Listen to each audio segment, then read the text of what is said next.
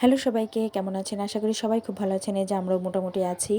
তো এই যে ছোট্ট একটা ইলিশ মাছে তার ভিতরে ডিম হয়েছে। একদমই অবাক কাণ্ড। মানে এত ছোট ইলিশ মাছ মানে জাটকাই বলা যায়, তার ভিতরে ডিম। যাই হোক, তারপরে তো বাবুকে নিয়ে স্কুলে গেলাম। স্কুল থেকে ফেরার পথে দেখি ভ্যানে ফুল গাছ বিক্রি হচ্ছে। তো এবার আর কোনো ফুল গাছই কিনলাম না, এই গোলাপ গাছটা আর এই গাঁদা ফুল গাছটা কিনলাম। এখন আমার বারান্দায় রাখারই জায়গা নেই, এমন অবস্থা, এত গাছ যে এগুলো আর কোথায় রাখবো।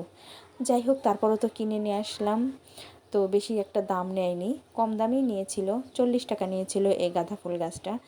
তো পরে আবার একটু কি করব, বর্ণবাবুকে স্নান করিয়ে একটু চাটনি রান্না করলাম, টমেটোর চাটনি। সেদিন বর্ণর বাবা খেতে পারেনি, আমি আর বর্ণই খেয়ে ফেলেছি। অল্প একটু রান্না করছিলাম, তো সে খেতে পারেনি, তাই বলছে তার জন্য আবার রান্না করতে। তার জন্য আবার একটু রান্না করলাম টমেটোর চাটনি।